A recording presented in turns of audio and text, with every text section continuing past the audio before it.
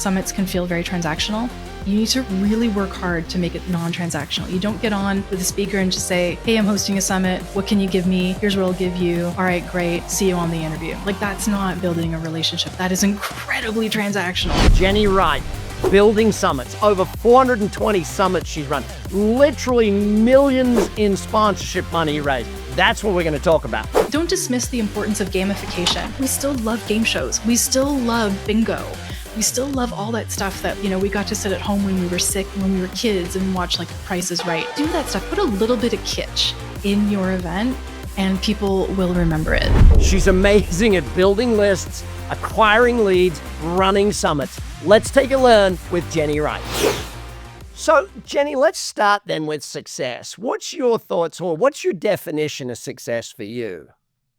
It's a complex question for me. I think, I don't want to give like a canned answer, but I think the best definition is whatever life or whatever sort of outcome you want to have, whether it's to have the little cottage and the cup of tea and everything, or if it's you want to have the big condo downtown and all that. Those are really huge sways in what success might look like. Or it might just be that you're able to pick up your kids every day after school. For me, success means that I can make my own schedule, because I work really well at different times of the day. And so having that ability is fantastic. Spending time with my partner, my family, and basically just being able to explore myself. I mean, my growth journey as being an entrepreneur has changed so much since I first started 12 years ago to now. To be able to mold the business around that and create success around that is amazing, as opposed to being pigeonholed in some position in a corporate job. Yeah, where do you think you sort of started to choose your own version of success? I'd have to say that I think the first time I could think that happened was probably in about 2017, even though it feels like it was really convoluted and I wasn't on the right path. I will have to say that it was, I feel like I really developed what it looked like for me probably in about 2022. If I'm quite honest. And that's saying something, because that means I've been in it a decade. So what the heck was I doing for 10 years? But I just think that success, what that means has changed. And also I really didn't have a clear understanding as to what that felt like for me until about that point, truly.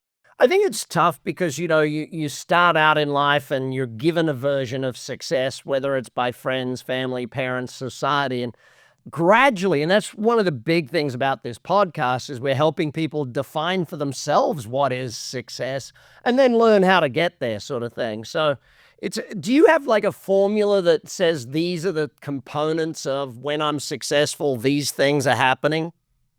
Sort of, yes. I think the formula for me is based on what's happening around me. I think I'm, as a reformed people pleaser, and as somebody who has always struggled with making sure that everybody else feels wonderful around me, I think my formula is making sure that I do my own self-care, making sure that I am, clients are happy, I'm happy, my family's happy.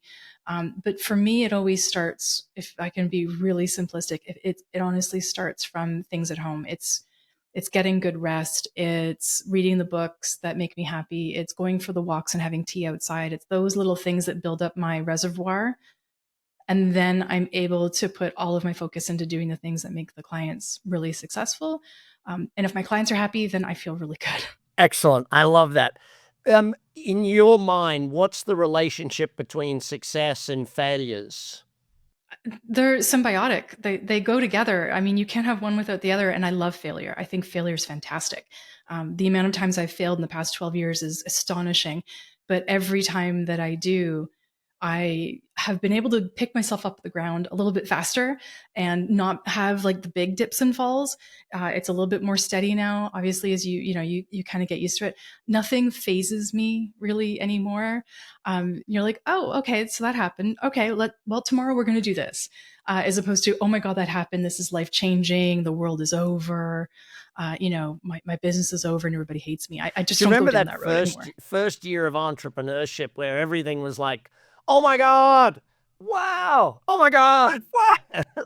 The emotional swings, I swear, I put my poor husband through it, left, right, and center. Because it was just, look at it as a marketer. The vast majority of marketing fails. you test and measure and test and measure, and It's you all try. experimental. Yeah. I mean, and that's one of the reasons that when you're working, like I find with marketing, the wrong client thinks you're going to come in with a strategy that's going to be 100% successful right out of the gate. And it's not. And as soon as you have a failure as a marketer on a new team or with a new client, and that client's like, oh, this isn't working. Like, come on, this is the long game. Marketing is a long game, right? So what doesn't work in the short term, there's always something that you can do. And I love that about marketing. It means it's ever changing. Again, I hate being put into like a box, like a role. So it allows me to evolve and change. And I mean, the marketing we were doing back in 2013 is completely different than the marketing in 2024 or even 2025. Dang, I think the marketing I'm doing this month is different to the marketing I did last month. It feels like, I know the social media team keep telling me, and they're young guys, like they're very young, and they're like, but this is what works now. This is the thing. It's like, um, thinking back to lead generation, because that's really where we're going to focus in a lot today, as to how do we create lists, build leads. How did that become your thing? How did you get to be, that's my thing, that's what I'm going to do, and that's what I'm great at? Ooh, okay, so this actually goes back to the job I had before I was even an entrepreneur. I was working in a big box retailer and I got injured really badly. And so I couldn't perform my job and they put me on modified duties. And they stuck me in a little office in the back where the trucks were dropping off, produce and stuff. It's called receiving.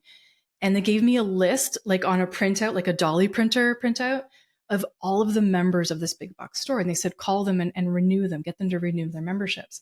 And what I started seeing in this database of leads was repetition. I kept seeing the same names over and over and over again. And my brain does that naturally. I notice patterns. And I was like, oh my God, like Joe Blow has 6 accounts. Why does he have 6 accounts? That means that our numbers are inflated. In this particular company, your marketing budget was allocated to you by how many leads you had in the system. Okay. And so if you had if you had 100,000 people in your system as your leads, this was your budget. And you only had 31 cents per lead or something. But if you had 60,000 in your system, then, you had a different marketing budget. And so I spent the next 2 or 3 years cleaning up that system completely for that particular warehouse. And then the company took my system and rolled it out company wide. Okay. So that was the first wow, okay, databases, leads, people, all this kind of stuff. And when I left corporate or left that job and then left corporate, I actually became a VA on Fiverr. So I was up here and then I had this big fall. And because, trying out to be an entrepreneur, you're going to do anything. I would have cleaned toilets with a toothbrush. Didn't matter what it took. And I became a VA on Fiverr. I was making $4.33 a gig. And somebody hired me and said, hey, I work for a big time coach in the States who teaches summits and lead gen. Can you do some research on some potential speakers? And I said, I need to know more. She showed me everything about summits and lead gen. And I quickly caught on to it, saw a huge amount of opportunities and like, okay, you guys are doing it about 60% right, but the rest of it is completely wrong. And I'm going to develop my own system on how to do it. And that's how it all started. All right, so let's start then. List injection method. Explain it, then we'll get into some detail around how people can learn from what you've done and get much better results. Absolutely. Think about your lead magnets, right? So your PDFs, your courses, your downloads. Those are your onesies and twosies for most people. Every day you might get a couple of people downloading it and adding to your list, right? So over 365 days, if you get a couple onesies and twosies, that means you get, maybe 400 or 500 people from that lead magnet. Maybe. When you do a list injection, you're compressing the amount of time that you're actually attracting leads, and therefore you're creating a bigger impact. So you're getting 2,000-3,000 leads in a 90 or 120 day period, which benefits you if you're doing a launch. So imagine that your PDF got you somebody in January, but you didn't launch until April. That's a big swath of time that they're not connecting with you if you don't have that done properly. Whereas with the list injection method, from the inception of the idea to the completion of the idea is usually 120 days. And you're getting people on your list within about a 30 to 40 day span. You're creating a ton of, interest and trust and understanding of you. So when you go to make your offer, Not only do you have 2, 3, 4,000, God knows whatever amount of new people on your list, but you've built that trust so that when you make your offer, you close more. Yeah. Jenny, I was chatting with some of my team recently, and we've almost gone to this whole seasonal offers sort of thing rather than a standing offer and marketing all day, every day. It's like, why don't we just market twice a year and get enough people in twice a year, and then we don't have to worry about it the rest of the year type thing. Is that something that you stumbled upon, created? How did you get to that thinking? What led to it? So it came from actually, again, processing data. I've done about 420 summits, produced, created my own, run, strategized that many. And so when I got to about 180 to 200 summits, I noticed these trends. And so what I was seeing is that we had to compress the amount of time that a summit was taking place. Instead of a 21-day summit, which was the norm, we had to cut it down to about 3 or 4 days because people were losing interest. And then I was also seeing this data that they were seasonal. So depending on where you are in the world, whatever hemisphere, spring and fall seem to work, right? It coincides with different holidays. It coincides with different things with kids being in school or summer vacation and so on. So if you do a list build and bookend it spring and fall, it seems to work a lot better than if you do it over like Christmas time or if you do it during North American summer, right? And that's just kind of how it works. It's very cyclical and it seems to be quite natural. So we have to kind of like follow those rhythms versus trying to like fit in or create a new one where nobody's going to show up. So let's take a look at the 120 days then. What are we doing in that first 30 days of that process? What is it that's happening? That's the runway. Okay. So I call that part the runway. And so there's two different things that are happening. We're building the strategy and I'm figuring out what it is that you're trying to accomplish at the end of it. So we're always looking at the end goal and we're working our way backwards. And so we're looking at what that end goal is and we're starting to build a strategy that feels really cohesive. Additionally, because it's the runway, you're not ignoring your social media. You're actually talking about the process. You're letting people behind the curtain and showing them what building a summit is really like. What is it meaning for you? How is it impacting you or your team? What does it mean when you're traveling and you're on the road and you have to do interviews, right? So not only are you engaging with your social media, but you're also creating connections with them and also your potential speakers. So summits can feel very transactional. And we have to remove that transactional feeling. If you have connection to your speakers, if you have connection to your audience, then when it comes time for you to actually promote the summit, your speakers will be more willing to promote and your, potential leads are more likely to sign up. So we really use that runway, that 30-day period really, really well. Yeah. So from runway, we step into what's next. So runway, then we go into actual building, right? So in the next 30 days, we're building out the funnels, we're building out all of the ancillary and background details that'll actually fuel the fire of this whole event, right? And so everything I usually love to have done about 45 days to 50 days before the summit launches. And so I do give myself like a 5 or 7 day breathing like window just to test everything, make sure, there's no big boo-boos and everything.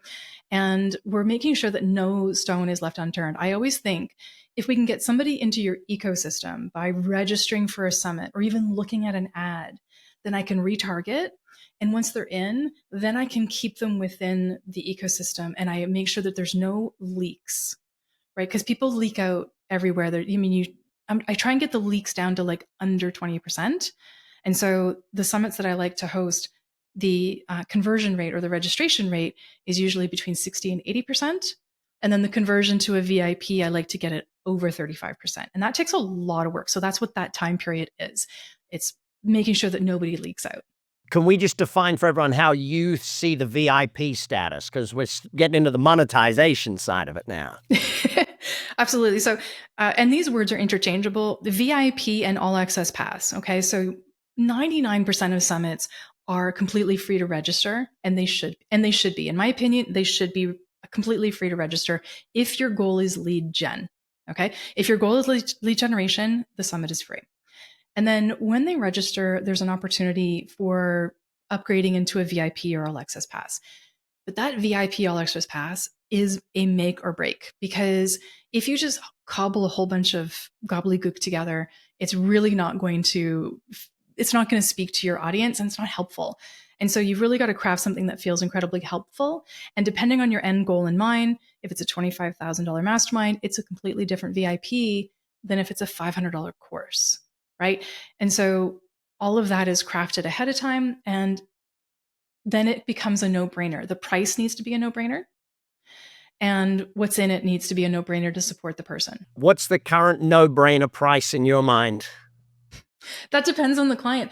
Again, if we use the model that I've been talking about, if it's a $25,000 mastermind, then the no-brainer price can be something like $297 to up to $497, right? Because you're looking at a higher revenue per potential client.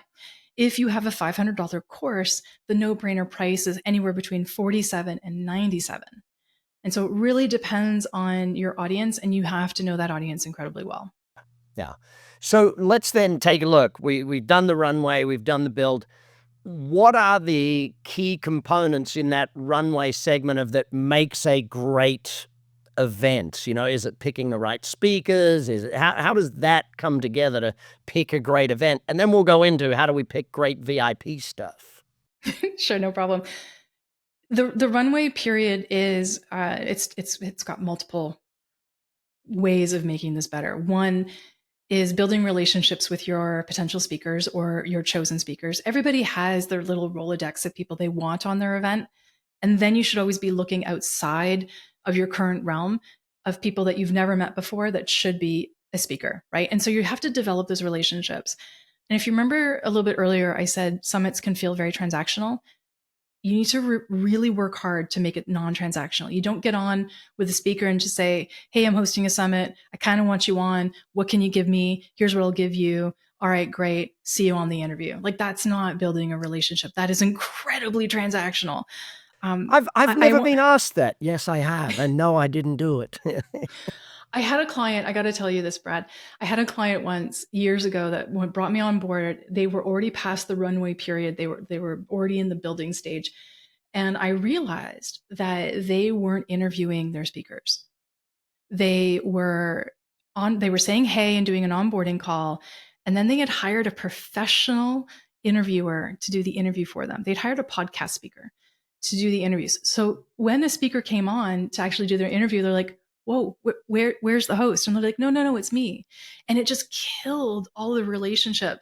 And when we went to promote it, none of the speakers promoted because they felt like the speaker or the host didn't care enough to show up for the interview. Yeah, it's important. How many speakers? What's the current range? What works best now? Anywhere between 32 to 40 is really where it's at right now. It used to be 21 speakers, but I'll give you my reasoning behind it. If you have 31 and say 3 or 4 don't promote, which by the way is really, really normal, and you almost can't have, you just can't get away from it, then you're in your like high 20s. If you have 21 speakers and 4 people decide not to promote, now you're in the high teens and you're killing your lead gen. So there is a diminishing returns if you go over 40, because then it's just like a ton of work for your team and you do not get the amount of people out of it that you think you will. So don't do it. And additionally, if I can pop this in here, don't go for like the huge big speakers with the massive incredible lists. You can have a couple of those, but don't fill your whole summit with it, because the data says, and I accumulate all this after 420 summits, that you actually get more leads and really good warm leads from people who have a list range between, honestly, like 400 up to like 9,000. Yeah, they're the people that haven't used marketing to build their list. Their list has been built organically in most cases for that group. They've not done advertising type thing. So, okay, 32 odd people, 3 days. Is there a naming thing that like, should you name it a certain way? How do you put it together in the mind of the customer type thing? I always tell the client to imagine this as a reoccurring opportunity, like a reoccurring summit.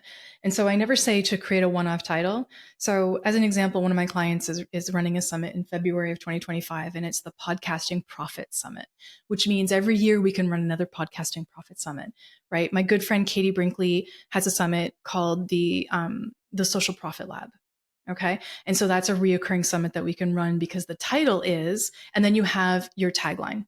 So create like a title for the summit that people will remember and you can repurpose. And then you can always change the tagline every year or twice a year. Love it. Love it.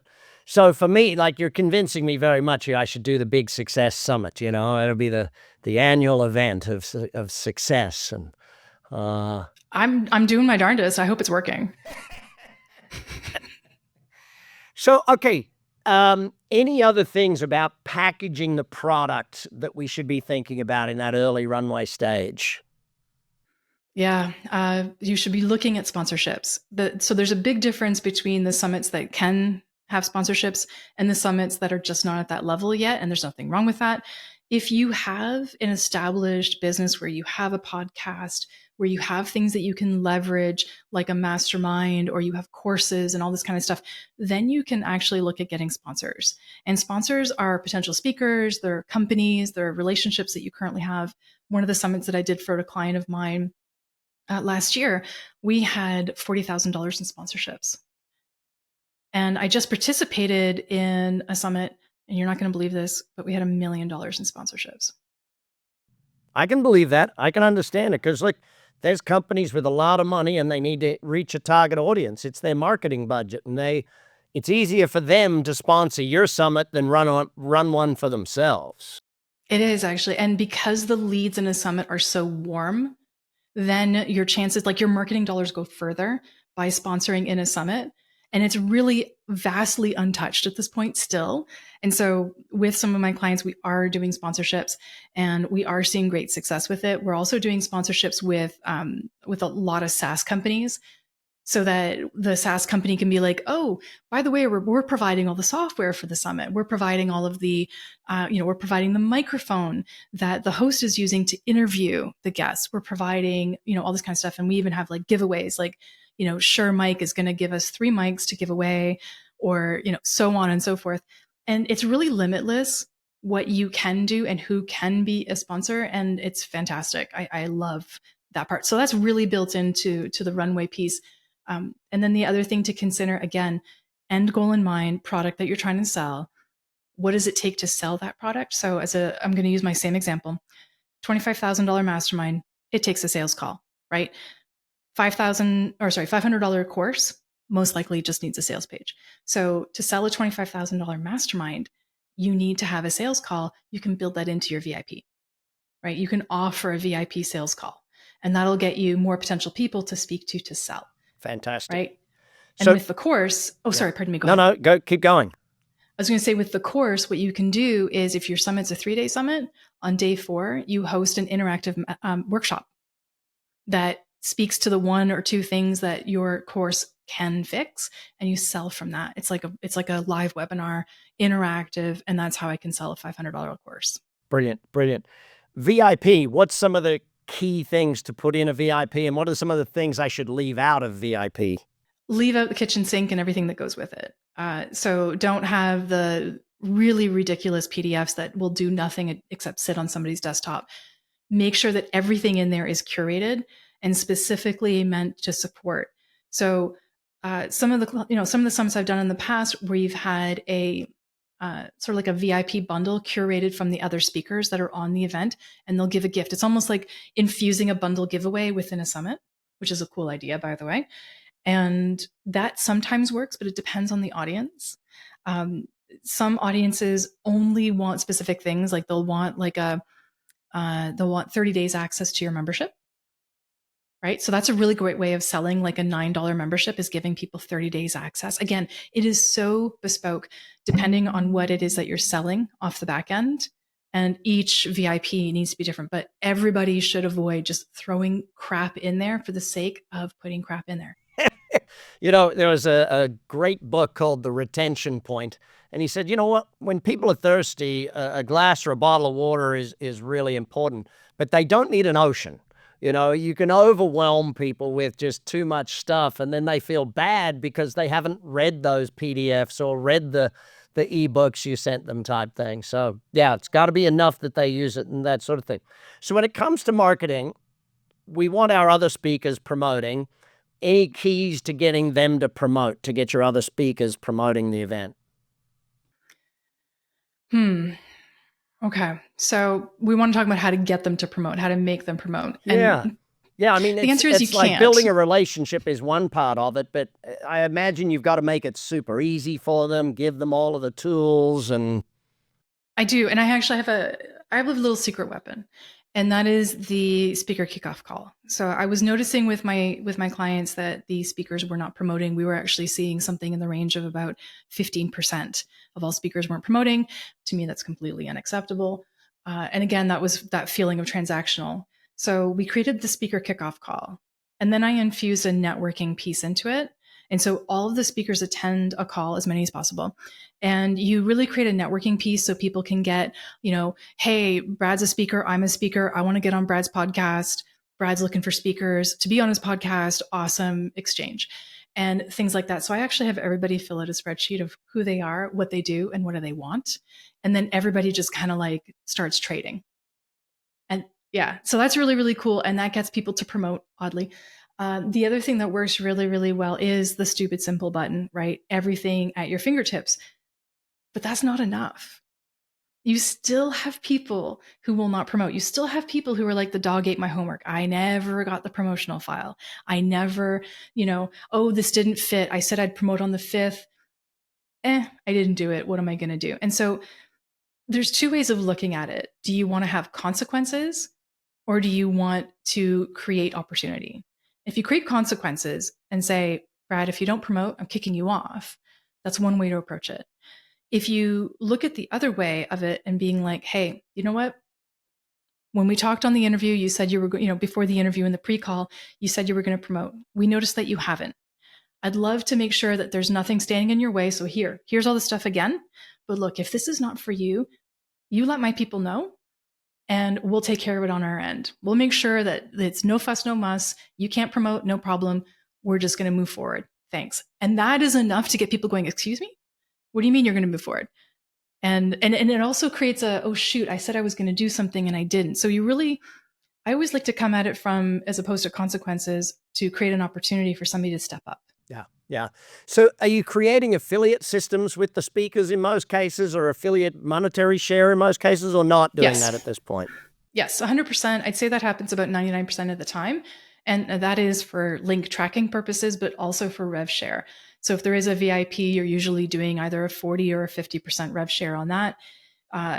Sometimes people have a charity and they do about a 10% to the charity and 40% to their speaker. And so that also happens. And then sometimes even more so. I mean, sometimes we'll actually institute hey, you know what? We have this like mastermind afterwards. If you can help us sell a couple seats, we'll throw you 10 grand or something like that. Like we do make like really good opportunities for people and incentivize them. Fantastic. Strong affiliate program, all of that. Okay, so marketing the event other than just through social and through that, actually running ads, that sort of stuff. Yes, no, how's it, what's working, what's not? What's working is not beating people over the head, but what's working, quite honestly, what's working is if you have a podcast, leveraging your pre, mid, and post. Mostly pre and mid roll ads work really, really well. Facebook ads have are showing a little bit of kindness to us at this particular moment in time. I don't know why, but the algo is working for us. So we can usually get a pretty good cost per lead right now, CPL. And so we're seeing CPLs that are sub $5, sub $2, which is great, because a year ago at this time it was $30. Oh yeah, yeah, and then election cycle coming up, Black Friday, all those things. That's why you go spring and fall, obviously, because you don't want to compete with all of that stuff. Oh yeah, I always tell my clients we never do a summit after the second week of November. It's not okay. It's not going to work. And then we don't come back on and for summits until about February 1. You're just literally throwing money away when you're doing ads that way. So ads are working. Podcast ads are working. Podcast placement. This is a strategy that a lot of people use, and it is excellent. If you have a podcast and you're launching a summit, the 6 weeks leading up to the summit launch, you should be infusing your podcast with your summit in some way, shape, or form, either with your speakers as guests or talking about the event or something along those lines. What did it mean for me when I built my summit, and so on, like, background stuff, and really lead people down that garden path towards the event, because social media is just not working at the level. And if it is, it's LinkedIn. LinkedIn is working. Yeah, LinkedIn's a strange one because, Facebook people are on there 45 to 60 minutes a day. LinkedIn people are on there 45 to 60 minutes a month, sort of thing. It's a crazy one, but when they do get on there, they're very attracted. Sales cycle. What's the timing from go to whoa of when do you start ads? 30 days out, 45, 10 days out? When do you start social marketing, etc.? You mentioned 6 weeks there. Is that the time frame, or how do you plan that? Do I have an unlimited budget? Because I'll tell you the answer. But if I have a specific budget, then I'd like to run some ads that are going to get me in front of my ideal client in advance. So I'm talking 6 weeks before the launch, right? So sending that to whatever, you can send it to a blog post, you can send it to a landing page, it doesn't matter to me. As long as we're sort of feeding the pixel with some new potential people, and as long as we can feed that pixel, then we can retarget and we can actually hone in. That's how we're getting those really low, like, cost per lead prices.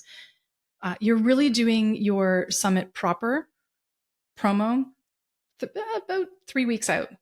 Okay. So as long as ads are starting 3 weeks out, you're usually starting with between 6 to 9 ad sets, right? You're whittling down to the ones that work the best. I'll tell you right now, video, carousels, all those kinds of things work really, really well. And quote posts. Those are all working as well. But you really start to whittle down. So you start big, you whittle in. And by the time you go close to launch, the days before, you're usually down to about 3, 4. They're Got it. working incredibly Even well. for a 3-day event, people only need 3 weeks to get booked in and ready for it? Yes, that's normal. I mean, I've done like 50 days out. I've done 40 days out. That starts to feel a little bit repetitive, and people start to feel like, okay, like I've heard about this enough. So 3 weeks seems to be the sweet spot.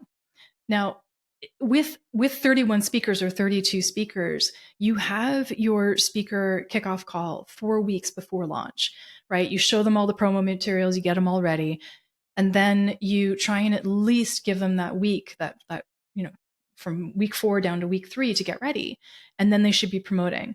If you go the standard 2-week promo, because a lot of people don't do my method, they do 2-week promo.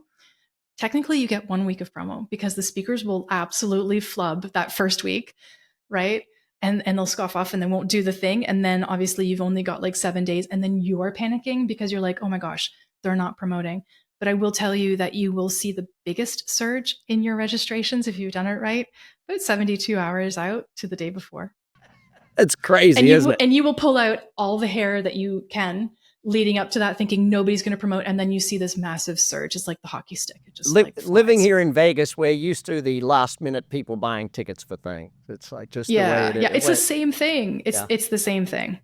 So, the 3 days of the event, how does that normally run? How does it feel? Do you have a host of it? How do you break that up, sort of thing?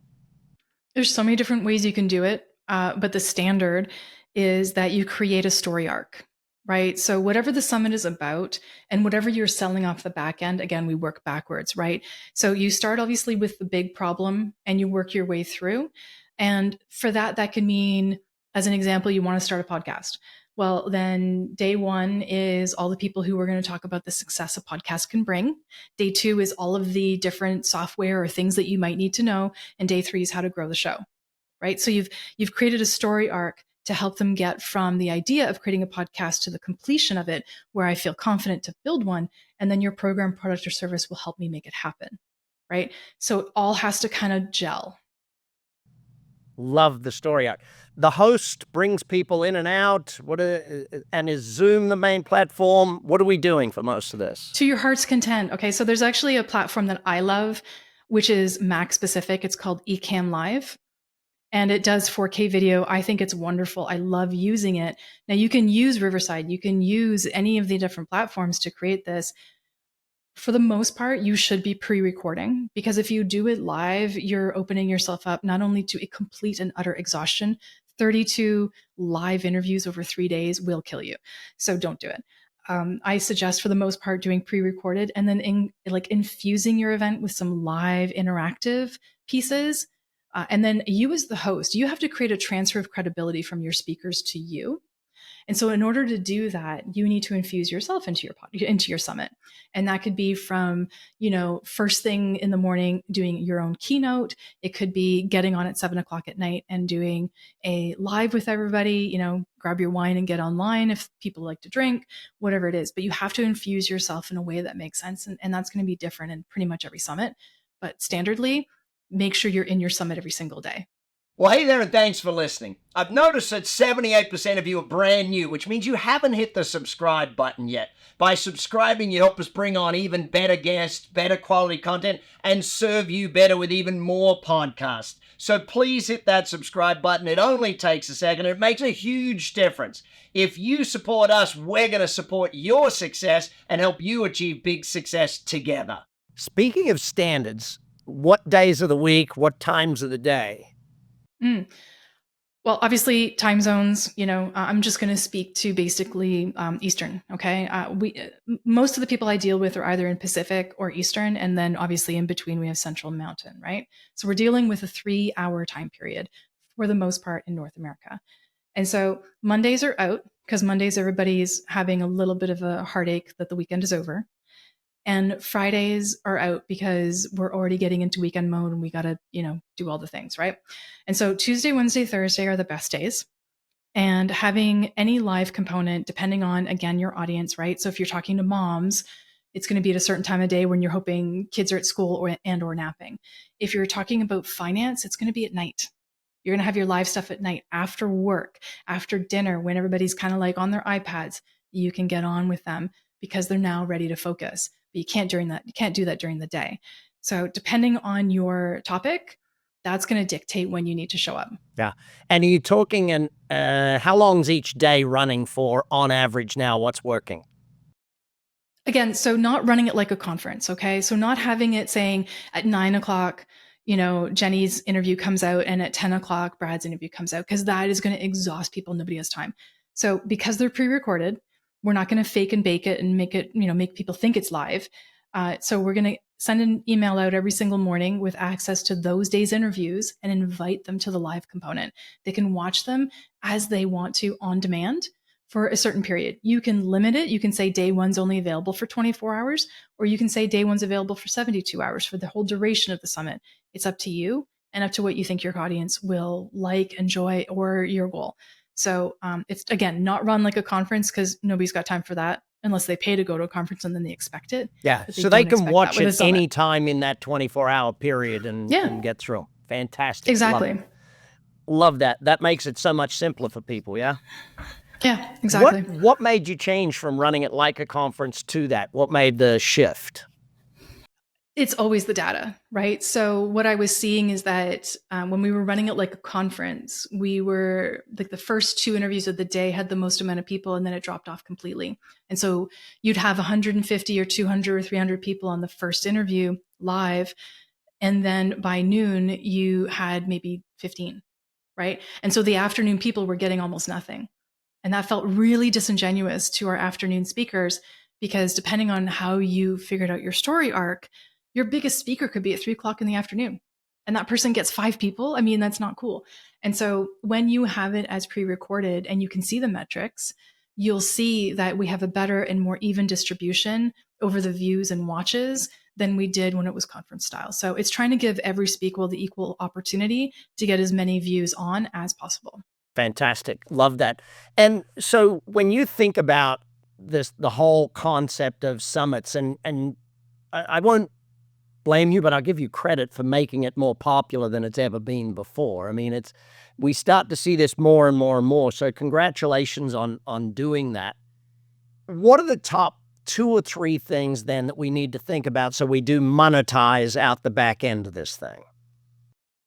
You know what the funny thing is we've been saying it all along today. And that is, start from the end and work your way back. Don't be transactional. and don't throw everything like the kitchen sink into your VIP. If you want to monetize, you have to look for every opportunity for people not to leak out, but to stay inside the ecosystem. What does that look like? That's different. And so, what can you do? And start thinking of all the potential ideas and putting them all down and then seeing what works. That's one of the most important things. The biggest ways that you can completely screw up on this as a host, again, making things transactional. And one of the transactional things that you should never do is list minimums. Now, a lot of people, the way I was taught was you had to have a 5,000 person list and you had to send out 2 solo emails and 2 social media posts. That is crap. Okay. It doesn't work. I saw it happening not only as a host and as a producer, but also for myself. And so I've quashed list minimums. I don't care if you have 300 people on your list or 30,000. The same rules apply. You can still get on a summit that I produce. And what I tell people is I don't tell them how to promote. I ask them what they're willing to do. And that opens the doors and allows me to create a conversation versus me dictating, which is, again, incredibly transactional. If I create a conversation, then we're talking about what you're willing to do versus what I'm telling you to do, and we get a much better result. Fantastic. I love the way that feels too. Yeah, it just feels different. It feels more like the type of people I would like to be. That end of day wind down, end of day everyone get together thing. How do you make that a successful part of it? Or what's the keys to that being attended, I guess? It's going to depend on the niche, but realistically and generally, we see a lot of things that work with networking. So if somebody feels like they can attend and get something out of it, i.e., networking, that's going to support it. That's going to help. And also, don't dismiss the importance of gamification. We still love game shows. We still love bingo. We still love all that stuff that, like, we got to sit at home when we were sick and when we were kids and watch like The Price is Right. Do that stuff and like put a little bit of kitsch in your event, and people will remember it and they'll enjoy it.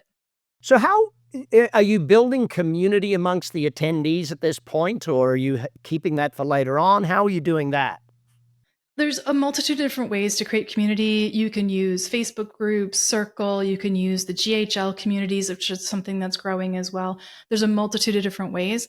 A lot of people in the past couple of years have left or don't really stay on Facebook groups as much as they once did. And so you're going to find that there's more community building in other areas. I still find it's very difficult to get people onto Circle as an example because they have to create an account. And so anything that has an additional step where you're requesting somebody to create a new account is going to have friction. And so whatever it is that you're creating, there should be frictionless, right? As an example, if you're doing a summit geared towards VAs, which I've done one for a client, Slack was where we built the community because all VAs are on Slack because their clients are on Slack. So that's where we built it. Jennie, I could be on this subject with you for days and days, and I guess I'm going to have to do that at some point and get you back in to teach me exactly what I got to do to make it work. But just to finish us up for today, this is the Big Success Podcast.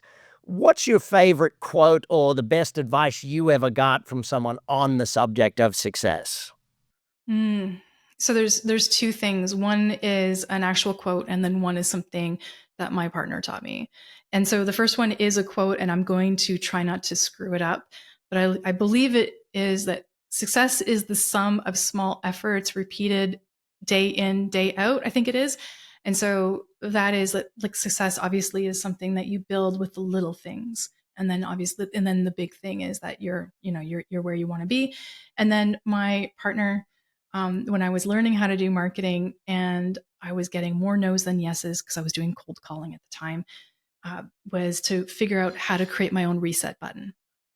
And just getting off one no where somebody was rude or somebody said something inappropriate, because that happened a lot on cold calling, was to be able to reset and not let that call move me off in the wrong direction. Because if you move the line, by the end of it, you're already anticipating the no. And instead of saying, hey, would you like to participate in the such and such, you're like, you probably don't want to, but I thought I'd ask. And then that's like an immediate no. So it's that reset that is so important. I love it.